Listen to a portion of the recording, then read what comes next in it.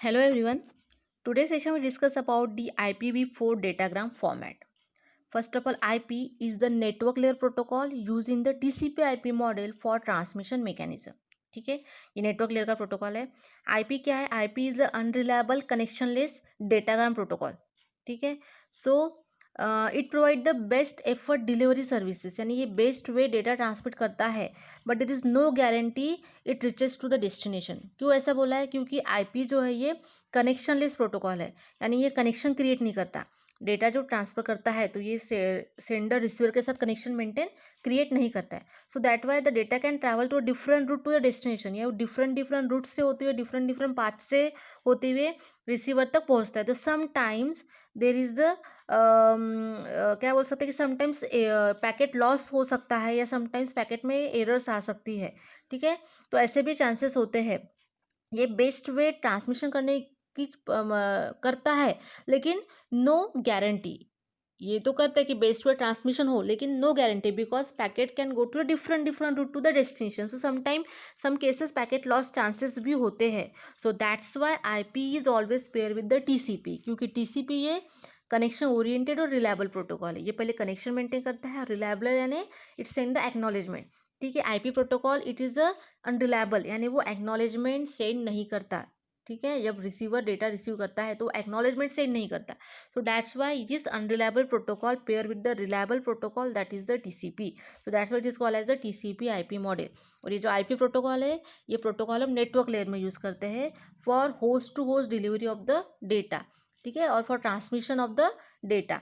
ठीक है, so IP is responsible for communication at the computer level is called as the host to host, one physical device or one machine to another machine. source to destination अगर मुझे data transfer करना है, so we use the network layer IP protocol. ठीक है, सो अब datagram जो होता है, पैकेट जो होता है इन द आईपी लेयर में, जो हम पैकेट बोलते हैं या मैसेज जो सेंड करते हैं, it is called as a datagram. ठीक है, सो डेटाग्राम जो होता है is a variable length packet consist of two part. इसमें दो पार्ट्स होते हैं, हेडर होता है और डेटा होता है. ठीक है, तो हेडर जो होता है वो 20 to 60 बाइट्स का होता है. ठीक है, और जो रिमेनिंग होता है वो होता है आपका डेटा. ठीक है, दैट कंटेन जो हेडर होता है उसमें contain essential information of the routing and delivery, मतलब किस रूट से मुझे डेटा को डिलीवर करना है, ये जो बेसिक इन्फॉर्मेशन होती है वो आपके हेडर में होती है. सो आपकी पूरी डेटाग्राम जो होता है, packets in the IP layer is called as a datagram, और उसका साइज कितना होता है 20 to 65,535 और 36 बाइट्स. उसमें से 20 to 60 बाइट्स का आपका हेडर रहेगा, और रिमेनिंग जो रहेगा डेटा रहेगा. हेडर यानी हम क्या बोल सकते हैं इन जनरल लैंग्वेज में, इट इज़ एनवलप. एनवलप जो होता है ना, वो एनवलप जिसमें सोर्स एड्रेस होता है और डेस्टिनेशन एड्रेस है, टू एंड फ्रॉम के फॉर्मेट में जो एनवलप में एड्रेस होता है वो होता है आपका हेडर, और उसके अंदर जो लेटर होता है ना वो होता है आपका डेटा. ठीक है, सो हेडर बताता है कि पैकेट किस रूट से जाएगा. ठीक है, उसकी कैरेक्टरिस्टिक क्या होगी. ठीक है, उसमें राउटिंग क्या होगा. सो ये सारी जो बेसिक इन्फॉर्मेशन होती है, इसेंशियल इन्फॉर्मेशन जो होती है वो हेडर में होती है, और डेटा में आपका एक्चुअल डेटा होता है. ठीक है, so this is about the IP datagram. So packet in the IP layer call as a datagram. Packet को हम आईपी लेयर में बोलते हैं डेटाग्राम. सो अभी ये जो हेडर जो बताया था मैंने, ये 20 to 60 बाइट्स का, तो उसमें क्या क्या इन्फॉर्मेशन होती है. डेटा में तो सिंपल आपका जो मेन डेटा है वो रहेगा, लेकिन जो डेटा उस रिसीवर तक पहुंचना चाहिए, डेस्टिनेशन तक पहुंचना चाहिए, उसके लिए जो मुझे बेसिक फील्ड है, नियर अबाउट 13 फील्ड्स होगी. कितना 1 2 3 4 5 6 7 8 9 10 11 12 13, हाँ 13 फील्ड्स जो है, वो जो फील्ड्स होती है जो इंपॉर्टेंट होती है रिलेटेड टू द कि डेटा प्रॉपर जाना चाहिए, किस रूट से जाना चाहिए, उसमें डेस्टिनेशन एड्रेस क्या है, तो ये सारी जो इन्फॉर्मेशन होती है वो इसेंशियल इन्फॉर्मेशन होती है, वो आपके हेडर के फील्ड में होती है. तो हमने हेडर फील्ड को यहाँ पे डिफ्रेंशिएट किया है इस पैटर्न में. फर्स्ट होता है आपका version. Version it is the 4 bit field. ठीक है, version is the 4 bit field define the version of IP protocol. तो अब यहाँ पे हम क्या यूज़ कर रहे हैं, वर्जन 4 यानी IPv4 यूज़ कर रहे हैं. अगर हम वर्जन 6 यूज़ करते हैं तो वो होता है आपका IPv6. ठीक है, तो ये फील्ड क्या बताता है कि आपका जो आईपी सॉफ्टवेयर है running in the processing machine, that datagram का जो फॉर्मेट है, आईपी सॉफ्टवेयर जो जिस मशीन पे रन हो रहा है उसके डेटाग्राम का फॉर्मेट क्या है, वर्जन 4 का है. ठीक है, सो अगर कोई डेटा या कुछ पैकेट अगर वर्जन 6 का आता है तो ये उसको रिसीव नहीं करेगा, क्योंकि हमने मशीन में सेट करके रखा है कि सिर्फ वर्जन 4 के ही डेटा को हमें रिसीव करना है.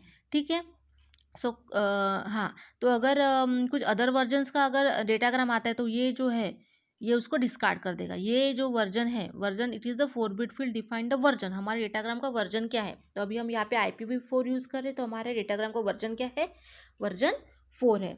अगर हम ये तो 4 बिट ये जो है हमने पर्टिकुलर डेसिमल में लिखा है, लेकिन बाइनरी में इसको कैसे होगा, अंडरस्टैंड कैसे होगा, 0100, ये बाइनरी फॉर्मेट में होगा, क्योंकि कंप्यूटर सिस्टम जो होता है या राउटिंग जो होता है वो IP एड्रेस को अंडरस्टैंडेबल करता है, ये न्यूमेरिकल फॉर्मेट की इन्फॉर्मेशन को अंडरस्टैंड करता है।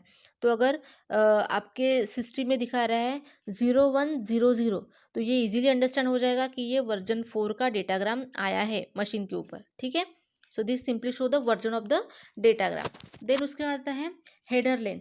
सो हेडर लेंथ जो होती है वो कितने बिट की होती है आपकी, पर्टिकुलर 4 बिट्स की। So this define the total length of the datagram. अब हेडर लेंथ यानी क्या होता है, it defines the total length of the header, total length of the header, sorry total length of the datagram header. Datagram जो आपका पूरा है, ये जो डेटाग्राम है उसमें हेडर की लेंथ कितनी है, सिंपली हेडर की लेंथ वो कौन बताता है, आपकी हेडर लेंथ फील्ड। तो आपका हेडर लेंथ कितना होता है 20 to 60 बाइट्स, यानी मिनिमम 20 बाइट्स होना चाहिए और मैक्सिमम 60 बाइट्स होना चाहिए। तो इसमें हम कुछ कैलकुलेशंस करते हैं। Calculation in the sense that कि हमारी हेडर की लेंथ क्या है, वो 20 बाइट है या 60 बाइट्स है, तो उसको हम क्या करते हैं, पर्टिकुलर मल्टीप्लीकेशन ऑफ 4 करते हैं। मल्टीप्लीकेशन ऑफ 4 यानी क्या हो जाएगा कि अगर हम बोलते हैं कि हेडर की लेंथ अगर 20 बाइट्स है, 20 बाइट्स कैसे ऑप्टन होगा, 5 into 4 अगर करते हैं तो हमें वैल्यू कैसे सेट करनी पड़ेगी दिस फील्ड की, 5, ठीक है। 5 into 4 = 20, ठीक है। ये फील्ड नीडेड है बिकॉज यहाँ पे हेडर की लेंथ फिक्स नहीं है। जहाँ पे IPv6 में हेडर की लेंथ फिक्स होती है, यहाँ पे हेडर की लेंथ कैसे वेरिएबल है, वैरी होती है, वो 20 to 60 के बीच में हो सकती है, ठीक है। सो वो हेडर की लेंथ क्या है अगर मुझे फाइंड करना है, तो हमें कुछ वैल्यू सेट करनी पड़ती है। तो हम अगर वैल्यू 5 सेट करेंगे और उसको मल्टीप्लिकेशन बाय 4 करना पड़ता है, क्योंकि ये जिसका फॉर्मूला है कि अगर आपको हेडर की लेंथ फाइंड करना है तो आपको मल्टीप्लिकेशन ऑफ 4 करना चाहिए। अगर हेडर की लेंथ 20 to 60 के बीच में नहीं आती, कम आती है और ज़्यादा आती है, तो we can say it is the invalid header, ठीक है। और वी कैन बोलेंगे this is the invalid header of the datagram, यानी वो डेटाग्राम जो पूरा इनवैलिड हो जाएगा, ठीक है। यानी अगर एड्रेस अगर रॉन्ग है, ठीक है, तो वो प्रॉपर डेस्टिनेशन तक नहीं पहुंचेगा ना, इसलिए हेडर लेंथ जो होती है, हेडर जो होता है प्रॉपर होना चाहिए, ठीक है। So this is the 4 bit field defines the total length of the datagram header. Header की डेटाग्राम का जो हेडर है उसकी टोटल लेंथ क्या है वो डिफाइन करता है पर्टिकुलर दी हेडर लेंथ फील्ड, ठीक है। सो अगर हम ऑप्शन फील्ड यूज़ नहीं करते तो हेडर लेंथ कितनी होगी, 20 बाइट्स होगी, ठीक है। अगर हम ऑप्शन ये फील्ड अगर यूज़ करते हैं तो मैक्सिमम हेडर लेंथ कितनी हो जाएगी उसकी, पर्टिकुलर 60 बाइट हो जाएगी, ठीक है। वो डिपेंड्स है कि हमें ऑप्शन फील्ड का एडिशनल इन्फॉर्मेशन सेंड करनी है, कि अगर मुझे एडिशनल इन्फॉर्मेशन सेंड करनी है so we require the option field, ठीक है। तो वो हेडर लेंथ आपकी हो जाएगी 15, हम वैल्यू सेट करेंगे 15 into 4 एट इज़ द 60। अगर मुझे ऑप्शन फील्ड की रिक्वायरमेंट नहीं है, मुझे कुछ एडिशनल इन्फॉर्मेशन सेंड नहीं करनी है, so we not use the option field. So आपको 5 ये वैल्यू सेट करनी पड़ेगी और जिसके थ्रू आपकी हेडर लेंथ आएगी 20 बाइट, ठीक है। तो आपको ये ध्यान में रखना है कि आपकी हेडर लेंथ 20 to 60 बाइट्स के बीच में हो चाहिए, मिनिमम 20 मैक्सिमम 60 अगर है तो वो वैलिड हेडर है और पर्टिकुलर डेटाग्राम, ठीक है। देन उसके बाद आता है सर्विस टाइप, ठीक है। सो ये हो गया आपका वर्जन 4 बिट का, हेडर लेंथ 4 बिट्स का। देन सर्विस टाइप जो होता है वो 8 बिट्स का होता है, ठीक है। अब सर्विस टाइप जो होता है, this provide the network service parameters, यानी क्या होता है कि पर्टिकुलर जो है इसमें कुछ सर्विसेज होती है। पहला होता है first 3 bit are the precedence bit. Precedence bit is nothing but the priority bit. इसको हम बाइनरी में कैसे सेट करेंगे, इसकी रेंज होती है 3 बिट की, है ना। फर्स्ट 3 बिट यानी फ्रॉम 0 to 000 टू 111, ठीक है। वो होगा, आपको इसको सेट करेंगे बाइनरी में, ठीक है। So this field define the priority of the datagram, ठीक है। मतलब किस डेटाग्राम को प्रायोरिटी देना चाहिए। Datagram is nothing but the packet, IP layer पे उसको हम डेटाग्राम बोलते हैं। Message is nothing but the packet और packet is nothing but the datagram in the IP layer, ठीक है, और या IPv4 में। So which datagram is most important, ठीक है। सो प्रेसिडेंस बिट के थ्रू हम फाइंड कर सकते हैं। हम इसमें क्या करते हैं, प्रायोरिटी देते हैं डेटाग्राम को when the congestion is occur, ठीक है। अगर सपोज राउटर जो है, जिस राउटर कनेक्टिंग डिवाइस होता है जिसके थ्रू हम डेटा ट्रांसफर करते हैं सोर्स टू डेस्टिनेशन, ठीक है, वाया इंटरनेट, ठीक है। सो अगर राउटर इज कंजस्टेड हो जाता है और need to discard some datagram, यानी राउटर पे बहुत ज़्यादा लोड आ गया है सपोज, और मुझे कुछ डेटाग्राम को डिस्कार्ड करना है, तो हम क्या करेंगे, those datagram has lowest precedence, it means जिस डेटाग्राम की लोएस्ट प्रायोरिटी है उसको डिस्कार्ड फर्स्ट करेंगे।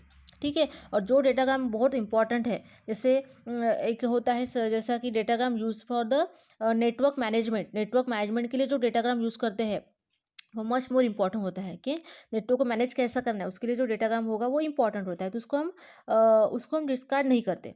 ठीक है। लेकिन जो ऑप्शनल डेटाग्राम होते हैं जो इतने इंपॉर्टेंस नहीं है, वो उसको हम डिस्कार्ड कर सकते हैं। यानी ये क्या करता है, प्रायोरिटी सेट करता है कि अगर राउटर कंजेस्टेड हो जाता है या नेटवर्क पे बहुत ज़्यादा लोड आ जाता है, तो किस डेटाग्राम को फर्स्ट मुझे सेंड करना है, किसको प्रायोरिटी देना है, is nothing but the precedence bit.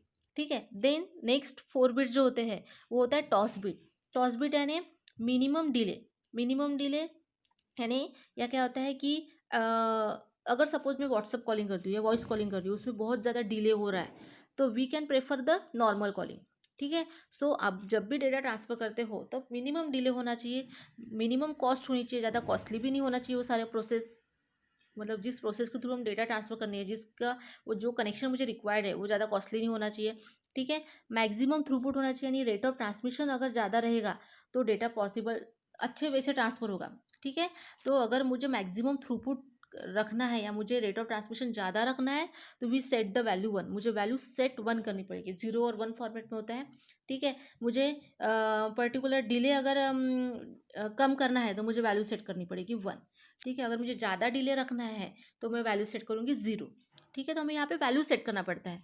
जैसे मैंने बताया था प्रेसिडेंस की वैल्यू जो होती है वो 0 टू बाइनरी में 0 0 0 टू 1 1 1 इस फॉर्मेट में होती है, वो हमें सेट करनी पड़ती है कि आपको कैसा चाहिए। अगर मुझे ज़्यादा रिलायबिलिटी चाहिए, रिलायबिलिटी यानी क्या होता है, मैक्सिमम रिलायबिलिटी यानी पैकेट प्रॉपरली ट्रांसफर होना चाहिए, बीच में लॉस नहीं होना चाहिए, ड्रॉप नहीं होना चाहिए। ठीक है। तो हम क्या करेंगे, वैल्यू सेट करेंगे 1। तो वही बोला है कि डिले कम होना चाहिए, कम होना चाहिए, कॉस्ट भी कम होना चाहिए, लेकिन थ्रूपुट और रिलायबिलिटी अगर ज़्यादा होती है तो बेस्ट वे आपका डेटाग्राम ट्रांसफ़र होगा टू द डेस्टिनेशन सिस्टम में। देन उसके बाद आता है आपका, ठीक है, उसके बाद आता है टोटल लेंथ। टोटल लेंथ जो होता है ये 16 बिट फील्ड होती है। ठीक है। टोटल लेंथ इज द, देखो 16 bit field, that this field contains the header and data length. ठीक है। इसमें टोटल लेंथ यानी इसमें हेडर की लेंथ भी आएगी और पर्टिकुलर डेटा की लेंथ, यानी total length of the datagram. Header length में, एच लेंथ में हमने क्या देखा था, सिंपली हेडर की लेंथ जो 20 to 60 बाइट्स होती है, और ये जो टोटल लेंथ यानी length of the whole datagram जो कितनी होती है, टोटल लेंथ यानी length of the data plus length of the header. अगर मुझे length of the data find करना है कि मेरे डेटा की लेंथ कितनी है, तो मुझे क्या करना पड़ेगा, total length minus header length करना पड़ेगा। ठीक है। तो मुझे डेटा की लेंथ मिल जाएगी, मेरा एक्चुअल डेटा कितना है। ठीक है। उसका आता है आपका identification field. So the identification, ये जो फील्ड है, ये देखो इसमें डायग्राम में आइडेंटिफिकेशन, ये जो 16 बिट फील्ड होती है, आइडेंटिफिकेशन, फ्लैग और फ्रैगमेंटेशन ऑफसेट, ये जो तीनों भी जो फील्ड है ये रिलेटेड टू द फ्रैगमेंटेशन होती है। कौन सी, identification, flag and offset, all 3 fields related to the fragmentation. ठीक है। यानी क्या होता है कि जब हम डेटा ट्रांसफ़र करते हैं तो एट अ टाइम पे हम पूरा डेटा ट्रांसफ़र नहीं कर सकते, depends of the packet size. आपका पैकेट का साइज़ क्या है उसके ऊपर डिपेंड है। ठीक है। तो अगर आपका पैकेट का साइज़ छोटा है और आपका डेटा बहुत ज़्यादा क्वांटिटी में है, तो एट अ टाइम वो पूरा डेटा उस पैकेट में नहीं आ सकता, तो हमें डेटा को फ्रैगमेंट करना पड़ता है, दैट इज सेगमेंटेशन करना पड़ता है, डिवाइड करना पड़ता है। ठीक है। डिवाइड करने के बाद हर एक फ्रैगमेंटेड या सेगमेंटेड पार्ट को हम एक सीक्वेंस नंबर अलोकेटेड करते हैं, is nothing but the identification number. उसको बोलते हैं हम आइडेंटिफिकेशन नंबर, ताकि रिसीवर जब रिसीव करेगा, क्योंकि आईपी जो ये अनरिलायबल प्रोटोकॉल है, ठीक है, ये जो पैकेट होते हैं वो डिफरेंट रूट से जाते हैं, तो वो सीक्वेंसिंग में नहीं रहते। ठीक है। तो उनको सीक्वेंसिंग करने के लिए, एक रीऑर्डरिंग में करने के लिए मुझे हर एक का आईपी पर्टिकुलर आइडेंटिफिकेशन नंबर पता हो, जैसे कि रोल नंबर। ठीक है। रोल नंबर की वजह से हम क्या करते हैं, स्टूडेंट को सीक्वेंस में अलोकेटेड करते हैं या सिटिंग करवाते हैं। उसी तरह से, क्योंकि जब डेटा आपका डिफरेंट रूट से जाएगा तो हो सकता है कोई पैकेट पहले पहुंचेगा, कोई बाद में पहुंचेगा। ठीक है। तो इसलिए आइडेंटिफिकेशन का पर्पस क्या होता है कि आपने जो भी डेटा को डिवाइड किया है नंबर ऑफ पार्ट्स में, तो उसको रीऑर्डरिंग करने के लिए वी रिक्वायर द सेगमेंट कौन सा आइडेंटिफिकेशन फील्ड इज रिक्वायर्ड, ठीक है। So identification number helps the destination to resemble the datagram को कलेक्शन करने के लिए, रिसेंबल करने के लिए, पहला नंबर पहले रहेगा, then second number, then third number, तो ये को रिसेंबल करने के लिए we require the identification bit. क्यों? क्योंकि डेटाग्राम जो है हमने फ्रैगमेंट किया है, क्योंकि एट अ टाइम पूरा पैकेट में ट्रांसफर करना पॉसिबल नहीं था, इसलिए हमने उसको फ्रैगमेंट किया है, और फ्रैगमेंट करने के बाद हर एक फ्रैगमेंटेड पार्ट को हमने एक सीक्वेंस नंबर अलोकेटेड किया है, ठीक है। This about the identification bit. Then flag, ठीक है। सो हाँ, फ्लैग जो है this is the 3 bit field, ठीक है। सो 3 बिट फील्ड में क्या होता है कि डू नॉट फर्स्ट बिट जो होती है उसकी वो रिजर्व होती है, और रिजर्व बिट को हम रिप्रेजेंट करते हैं 0 से, ठीक है। देन उसके बाद आता है do not fragment. Do not fragment में क्या होता है कि अगर हम वैल्यू जो है 0 सेट करते हैं, so do not fragment, datagram can be fragmented if necessary, ठीक है। तो अगर हम मशीन की वैल्यू हम आइदर 0 या 1 सेट करते हैं, अगर हमने मशीन की वैल्यू 0 सेट की है, it means that it allow the fragmentation, यानी हमें फ्रैगमेंटेशन की ज़रूरी है, मुझे और डेटा को फ्रैगमेंट करना है, पैकेट में इन्वॉल्व नहीं हो रहा है, तो datagram can be fragmented if necessary, ठीक है। अगर हम वैल्यू मशीन की वैल्यू अगर 1 सेट करते, इट मीन्स दैट कि इसका मीनिंग क्या होगा, do not allow the fragmentation. If the value is 1 set, the machine must not fragment the datagram, वो डेटाग्राम को फ्रैगमेंट नहीं करेगी। It can not pass the datagram to any available physical network, ठीक है। तो वो डेटाग्राम को fragment नहीं करेगी, और किसी फिजिकल नेटवर्क के थ्रू वो ट्रैवल भी नहीं करेगा, उसको क्या करेगा, पास नहीं करेगा, ठीक है।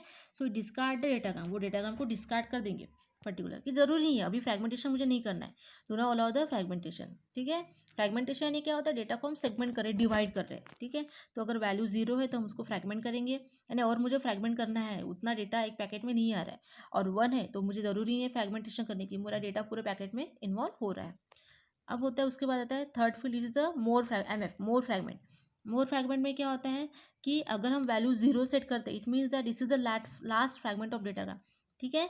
सो ओनली और लास्ट फ्रैगमेंट मुझे डेटाग्राम को फ्रैगमेंट नहीं करना है। मोर फ्रैगमेंट का 0 का मीनिंग क्या होता है, this is the last fragment of the datagram, ठीक है।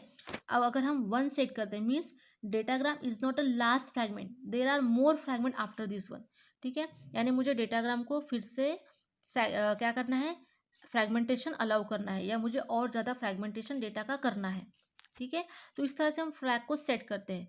अगर हम डीएफ फ्लैग को सेट करेंगे, उसमें भी 0 को सेट करेंगे कि 1 को सेट करेंगे, डिपेंड्स ऑन द सिचुएशन। अगर हम मोर फ्रैगमेंट ये जो फ्लैग अगर यूज़ करते हैं, उसमें भी हम 0 1 के फॉर्म में सेट करते हैं कि मुझे फ्रैगमेंटेशन करना है या नहीं करना है, ठीक है। फ्रैगमेंटेशन अगर 0 सेट करेंगे तो फ्रैगमेंटेशन मुझे अलाउ करना है क्या, ठीक है। किसमें, डू नॉट फ्रैगमेंट फ्लैग में। अगर मैं मोर फ्रैगमेंट फ्लैग में अगर 0 सेट करती हूँ, सो this is the last fragment of the datagram, ठीक है। यानी फ्रैगमेंटेशन का मीनिंग क्या है कि डेटा हम एट अ टाइम पूरे पैकेट में सेंड नहीं कर सकते, तो एज पर द रिक्वायरमेंट मुझे डेटा को फ्रैगमेंट करना होगा, तो हम क्या करेंगे, वैल्यू को उस तरह से सेट करेंगे, 0 को सेट करेंगे, ठीक है। अगर नहीं करना है तो 1 को सेट करेंगे। और एम एफ फ्लैग में अगर मुझे और फ्रैगमेंट नहीं करना है, ये मेरा लास्ट फ्रैगमेंटेड पार्ट है, so we can set the 0। अगर मुझे एडिशनल फ्रैगमेंटेशन करना है और फ्रैगमेंट करना है डेटा को छोटे छोटे पार्ट्स में, तो हम सेट करेंगे 1। उसके बाद आता है आपका फ्रैगमेंटेशन ऑफसेट फील्ड, वो 13 बिट की होती है। Show the relative position of the fragment with respect to whole datagram. अभी हमने जो फ्रैगमेंटेड पार्ट किया है, तो वो फ्रैगमेंटेड पार्ट के relative, show the relative position, उसकी पोजीशन क्या है होल डेटाग्राम में, होल डेटाग्राम में वो किस सीक्वेंस में था या किस लेवल पे था। तो ये रिलेटिव पोजीशन अगर मुझे शो करना है कि जो मैंने डेटा को तो बहुत पार्ट में फ्रैगमेंट किया, लेकिन उसकी एक्चुअल पोजीशन कहाँ है, ठीक है। So it show the relative position with the help of fragmentation offset field. उसका इसका पर्पस क्या होता है कि जो भी पार्ट में हमने डिवाइड किया है डेटा को, डेटाग्राम को, ठीक है, तो वो उसकी एक्चुअल पोजीशन क्या है, रिलेटिव पोजीशन क्या है, वो शो करता है by using the fragmentation offset field से, ठीक है। और ऑफसेट जो होता है ओरिजिनल डेटाग्राम का, उसको मेजर करते 8 बाइट्स से, यूनिट ऑफ 8 बाइट्स, ठीक है। So is the offset of the data in the original datagram can be measured with the help of unit, and the size is unit is 8 bytes, इससे हम major करते हैं, ठीक है। तो इसका मेन फंडा वही है कि आपने जो पार्ट में डिवाइड किया है, तो हर एक पार्ट की रिलेटिव पोजिशन क्या है आपके ओरिजिनल डेटाग्राम में, वो बताता है by using the fragmentation field. Then उसके बाद आता है आपका particular time to live field, इसको बोलते हैं हम TTL, ठीक है। टाइम टू लीव पीरियड यानी क्या होता है कि जो डेट हमारा जो राउटर होता है, हर एक राउटर के पास एक राउटिंग टेबल होता है। Router is nothing but the connecting device. अगर मुझे इंटरनेट के साथ एक्सेस करना है so we require the router. Connecting device के साथ ज़रूरत होती है, यानी दो डिवाइस को या मुझे मेरे कंप्यूटर को इंटरनेट में अवेलेबल होने वाले सर्वर के साथ या अदर डिवाइस के साथ अगर कनेक्ट करना है so we require the router. Router is the connecting device. तो every router has a routing table. हर एक राउटर के पास क्या होता है, राउटिंग टेबल होता है। और राउटिंग टेबल में क्या होता है, source address and destination address होता है। तो जब डेटाग्राम सोर्स मशीन से निकल के उस पर कनेक्टेड राउटर के पास जाता है तो राउटर वो उसके राउटिंग टेबल में चेक करता है कि ये जो डेटाग्राम है कहाँ से आया है और कहाँ पे भेजना है, ठीक है। सो अगर आपका राउटिंग टेबल करप्ट हो जाता है, ठीक है, और उसमें एड्रेस में कुछ करप्शन हो गया, टेबल आपका करप्टेड हो गया, उसमें एड्रेस शो नहीं कर रहा है कि ये जो डेटाग्राम आया है उसको कहाँ पे सेंड करना है, तो datagram travel 2 to 3 routers for a long time. तो डेटाग्राम क्या करेगा, वही के वही में घूमेगा, एक राउटर से दूसरे राउटर तीसरे राउटर, लेकिन राउटर के जो राउटिंग टेबल में बताया नहीं है कि वो उसको कहाँ पे भेजना है, उसका डेस्टिनेशन एड्रेस ही नहीं पता है हमें। तो वो जो डेटाग्राम है वो 2-3 राउटर के बीच में ही ट्रैवल करेगा, ठीक है, कुछ टाइम पीरियड तक, ठीक है। तो हम क्या करते हैं, तो आफ्टर सम टाइम पीरियड वो डेटाग्राम को डिस्कार्ड कर देते हैं। यानी कितने टाइम तक वो ट्रैवल करेगा उसका कुछ लिमिटेशन होना चाहिए, क्योंकि बहुत सारा डेटा सेंड करना पड़ता है। तो यहाँ पे जो होता है, all the machine must have a synchronize clock. हर एक मशीन के पास या जो हम जो नेटवर्किंग करते हैं राउटर के पास क्या होता है, एक सिंक्रोनाइज क्लॉक होता है। सिंक्रोनाइज क्लॉक में एक टाइम पीरियड दिया है कि डेटाग्राम जो है वो सिर्फ 10 मिनट्स तक ही वहाँ पे ट्रैवल करेगा, ठीक है। अगर 10 मिनट्स में अगर उसका डेस्टिनेशन एड्रेस पता चल गया तो ठीक है, नहीं तो उसको डिस्कार्ड कर किया जाएगा। तो ये बोला है datagram has a limited life time travel to the internet, ठीक है, to hold the time which was decremented each visited router, ठीक है। मतलब वो क्या हो जाता है, जब आपकी सिंक्रोनाइजेशन क्लॉक का टाइमिंग हमने सेट किया 10 मिनट, ठीक है, तो जब तक आपका टाइमर जीरो नहीं हो जाता तब तक वो डेटाग्राम वहाँ के वहाँ ट्रैवल करेगा, ठीक है। जब आपका टाइमिंग जीरो हो जाता है, डिक्रीमेंटेड टू जीरो, जब आपकी वैल्यू जीरो हो जाती है सिंक्रोनाइजेशन क्लॉक का, तब वो डेटाग्राम को डिस्कार्ड किया जाता है, ठीक है। ऐसा क्यों होता है, क्योंकि राउटर का अगर राउटिंग टेबल करप्ट हो जाता है, उसके ऊपर डेस्टिनेशन एड्रेस नहीं है, so at that time datagram को हम एक सिंक्रोनाइजेशन क्लॉक के थ्रू वहाँ पे ट्रैवलिंग करेगा कुछ टाइम पीरियड तक, ठीक है। जैसे टाइम खत्म हो जाता है तो डेटाग्राम को हम डिस्कार्ड कर देते हैं। सो इसका अनदर यूज़ क्या है, limit the journey of packet, ठीक है। ये क्या करता है, पैकेट के जर्नी को लिमिट में करता है, ठीक है। यानी अगर उसके ऊपर ही वो बहुत टाइम वेस्ट करेगा तो बाकी डेटा कब सेंड करेगा। इसलिए इसका मेन फंडा क्या होता है कि डेटाग्राम का अगर डेस्टिनेशन एड्रेस पता है, एक राउटर के से दूसरे राउटर पे जाएगा, फिर वहाँ से तीसरे पे या डेस्टिनेशन मशीन पे जाएगा, ठीक है। तो अगर डेस्टिनेशन एड्रेस पता है तो वो वहाँ पे लेवल बाय लेवल वो ट्रांसफर होता है, लेकिन डेस्टिनेशन एड्रेस पता नहीं है, राउटिंग टेबल करप्ट हुआ है, so at that time datagram हम एक सिंक्रोनाइजेशन क्लॉक के थ्रू पर्टिकुलर टाइम पीरियड में वो ट्रैवल होगा, और आफ्टर सम टाइम पीरियड जब वैल्यू आपकी जीरो हो जाएगी मशीन की तो डेटाग्राम डिस्कार्ड हो जाएगा, ठीक है। उसका आता है प्रोटोकॉल फील्ड। प्रोटोकॉल फील्ड जो होती है वो 8 बिट्स की फील्ड होती है। देखो यहाँ पे डायग्राम में जो है protocol, this is the 8 bit field, ठीक है।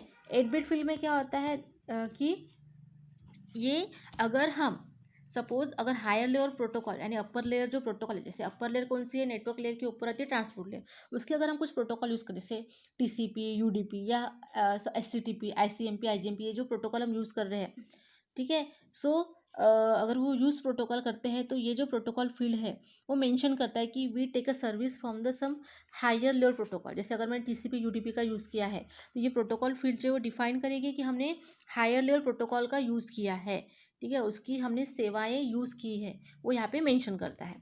उसके बाद आता है आपका हेडर चेकसम। अब हेडर चेकसम जो होता है, it is the error detection method use in the TCP IP protocol, is called as a checksum.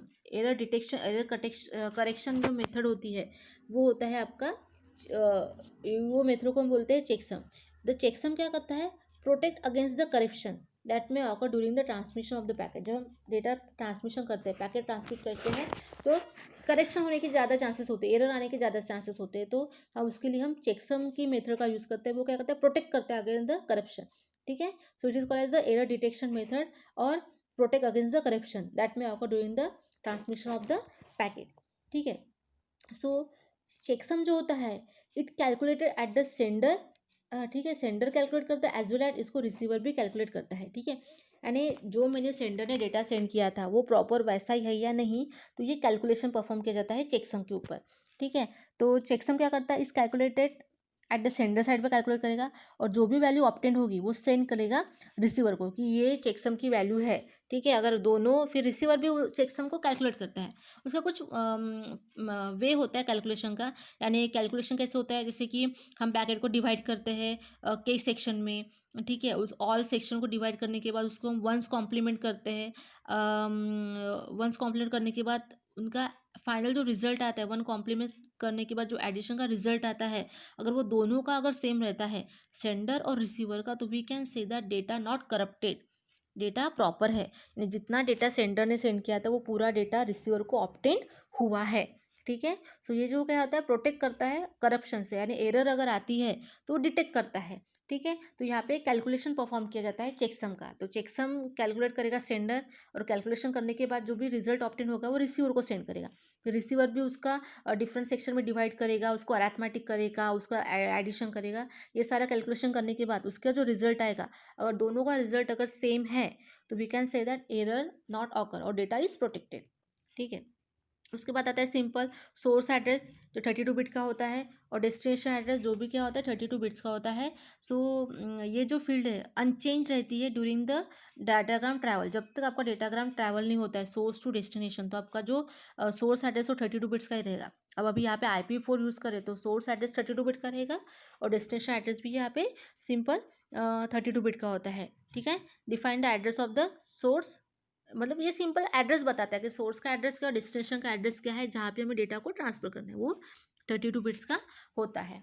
उसके बाद आता है आपका ऑप्शन फील्ड। ये ऑप्शन यानी अगर मुझे एडिशनल इन्फॉर्मेशन अगर सेंड करनी है, ठीक है, सो ये देखो डायग्राम में, ये जो ऑप्शन होता है, ऑप्शन प्लस पैडिंग बोलते हैं इसको, ये जो होता है ऑप्शन प्लस पैडिंग बिट, यानी अगर मुझे एक्स्ट्रा का एडिशनल डेटा अगर ट्रांसफर करना है, ठीक है, so we use a option field.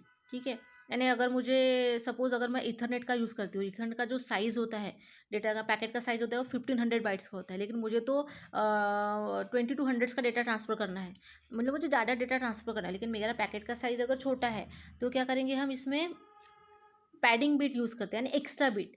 अगर मुझे एडिशनल इन्फॉर्मेशन सेंड करनी है, तो वी यूज़ द ऑप्शन और पैडिंग बिट, ये फील्ड हम यूज़ करते हैं। ठीक है, so this is about the option field. ठीक है, सो ये जो ऑप्शन फील्ड होती है, ये जनरली हम not required part for the data, ये ऑप्शनल है डेटाग्राम के लिए, IP डेटाग्राम के लिए उसका उतनी रिक्वायर्ड नहीं है। ठीक है, they can be use for the, जैसे हम नेटवर्क टेस्टिंग और डिबगिंग के लिए इसका ऑप्शन फील्ड का यूज़ करते हैं। This is not a required part for the IP head, IP जो होता है IP हेडर का लिए, IP डेटाग्राम के लिए उतना ये इंपॉर्टेंट नहीं है, ये जनरली नेटवर्क टेस्टिंग और डिबगिंग के लिए हम यूज़ करते हैं। ठीक है, so option processing is required for the IP software. ठीक है, सो IP सॉफ्टवेयर को प्रोसेसिंग करना है तो हमें ऑप्शनल फील्ड की रिक्वायर्ड होती है, लेकिन अगर हम डेटाग्राम की बात अगर करते हैं या हेडर की बात करते हैं IP डेटाग्राम, तो उसके लिए ये जो फील्ड है वो ऑप्शनल होती है, वो इतनी इंपॉर्टेंट नहीं होती अगर मुझे एडिशनल इन्फॉर्मेशन अगर सेंड करनी है। ठीक है, so at that time use the padding bit और ऑप्शनल फील्ड का हम यूज़ कर सकते हैं, otherwise it is the use for the network testing and debugging. ठीक है, it is not a required part of the IP header. So I hope you understand this video. ठीक है, about the IPv4 datagram. So it is very important ask in the your exam. So hope you understand. Thank you.